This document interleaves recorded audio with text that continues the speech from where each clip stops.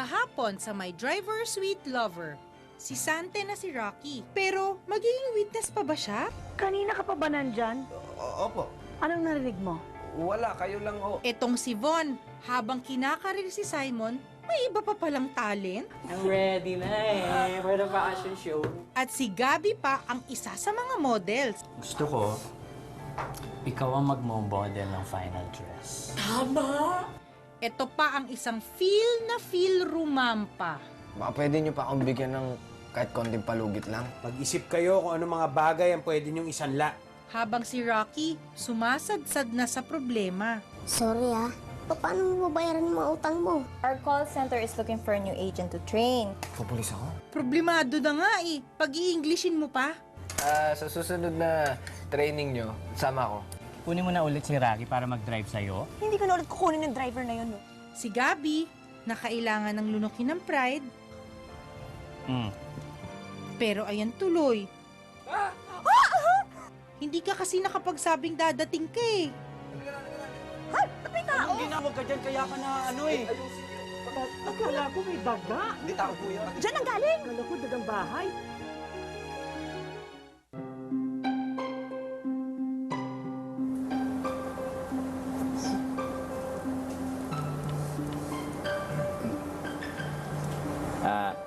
Huwag niyo masyadong pagkatitigan si Gabi, babiglang magliyab yan. Apo.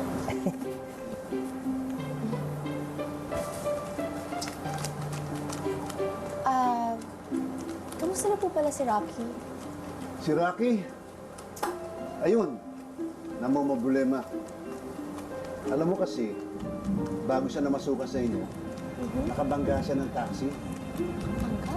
Oo. Alam mo naman dito, pag nakabangga ka ng taxi, ikaw magbabayad sa mga repair. Kaya ayan, namumroblema siya dahil lumaki ang utang niya dun sa operator ng jeep. Ganun po ba? Ano po yung pangalan ng operator? Ang operator si Tisoy. Diyan nakatira sa may bukana. Tisoy. Oh, Nay. Sigurado ako, doon na naman kayo pupunta sa bahay ng mga patay gutom na yon. Ano naman kung magsalita ka? Ano naman ang masama kung magdala ko ng pagkain nila? Nakita mo naman, puro lalaki ang mga kasama ni George. Ano pang mas matinong pagkain ang kakainin nila? Tanahan mo yung discussion. Rocky, you look nice. May pupuntahan ka ba? Anong nagawa mo dito? Rocky, kasi gusto ko sanang alokin ka na Ano? Ay, pa, hindi ako si Minnie, Sabihin mo na kasi, dali na. Rocky, kasi gusto ko sanang, kung okay lang, na alokin sana na I'd like you to be my driver again. Ganon? Pagkatapos mo akong palayasin, gusto mo akong pabalikin, ganon? Nay, kasera kayo sa lugar na to. Napaka-stricto nyo nga maningil dun sa mga ibang nangungupahan. Pero pagdating dyan sa matandang driver na yan at sa mga ampon niya, para kayong asong walang ngipin. Bigyan nyo naman ako ng konting kahihiyan. Wag na, kasi meron na akong ibang work. Meron na akong frostfix. May iba ka ng work? Oo. Kaya nga ako nakabihis ng ganito Magte-training ako for the call center. Ano nakakatawa nun? Mali ba? Hindi, kasi diba, pag magtatrabaho ka sa call center, kailangan magaling ka mag-English. Kailan ka pa natuto mag-English? Pabihira talaga itong babaeng to. Alam mo ikaw, Ikaw na yung humingi ng pabor sa akin. Ikaw pa yung nangiinsulto ng ganyan. Hindi, Rocky, I'm sorry. I didn't mean it that way. Sorry. Ang sinasabi ko lang kasi, Ano? I didn't think naman kasi nakapagtapos ka ng pag-aaral. So, I'm sorry. Hoy, ikaw. Kung tapos mo na ako insultuin, makakaalis ka na sa pamamahay namin. You go in the outside. Now! Wow! In fairness, para teacher sa kindergarten. Sige po, alis na lang po. Sige po. Sabi po. Excuse me.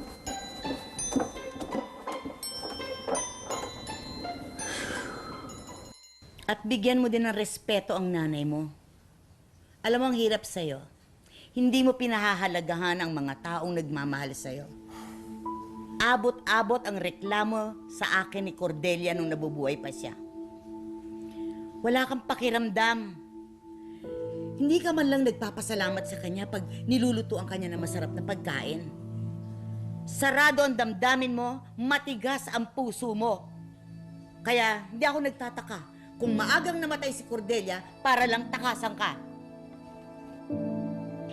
Hi. Ma'am, excuse me po, dito po ba nakatira si Mang Tisoy? Ewan.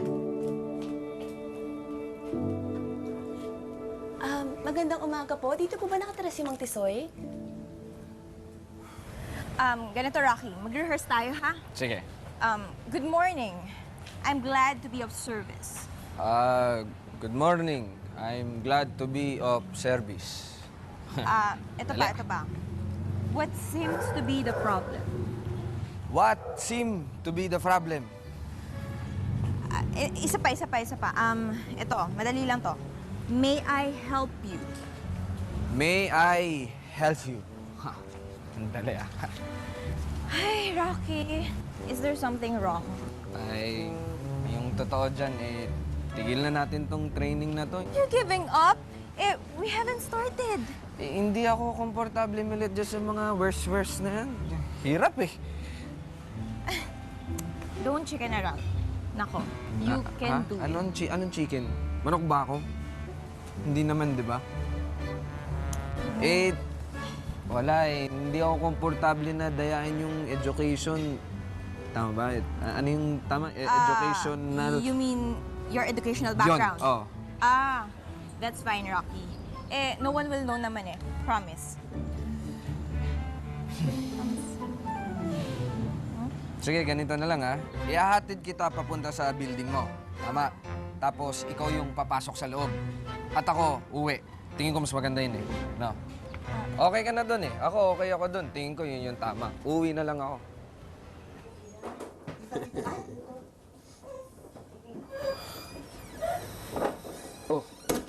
Mang Tisoy. Oh. Anong ginagawa niyo dito? Wala, Rocky. Nandito lang ako para ibalita sa'yo na quits na tayo. Ha? Wala ka ng utang sa akin. Bayad na. Paano nangyari yun? Ha? Binara mo? Saan ka nakakuha ang pera? Wala ka naman trabaho ah. Pasensya ka na ha. Hindi kita nakilala.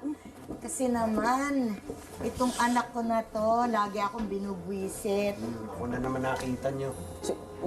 Sino nagbayad? Binayaran niyo ba? Aba, hindi ako nagbayad ng utang natin. Sino? Ikaw? Siya. Siya ang nagbayad ng utang.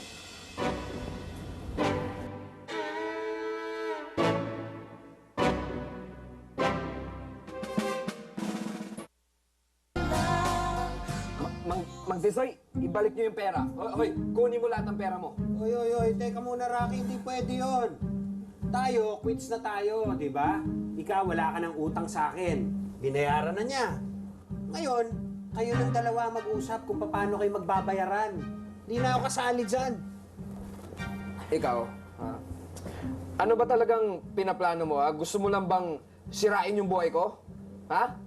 Rocky, narinig mo? Sinagot na niya ang obligasyon mo sa anak ko. Ano nga ang pinoproblema mo sa buhay mo? Alam mo, ang pinakamaganda, mag-usap kayong dalawa. Yung matinong usap, ha? At sa inyong pag-uusap, pwede, pasalamatan mo muna siya. George! Excuse me. George, alam mo, nagluto ako ng masarap na merienda para sa iyo.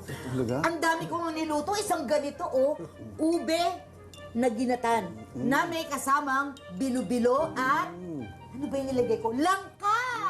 Halika na, ang dami doon. halika Halika na. na, merienda din sa kitchen. Hali kayo. May merienda. Halika na. Ito, oh.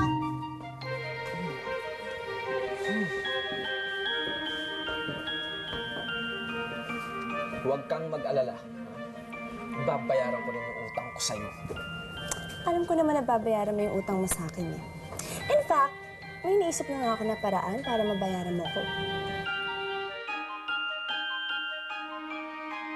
Monique, nakwento ko na ba sa'yo na nahuli ako ng driver na yan? Yan yung driver ni Gabby, yung Rocky.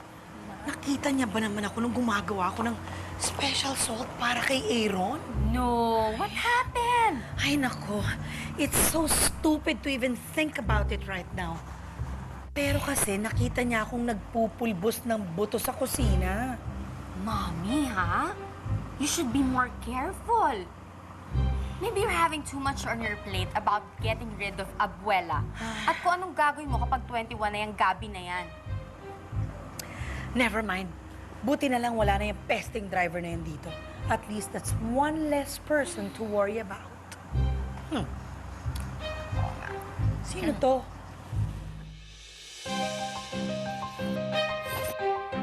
Siya lang pala eh. Ah!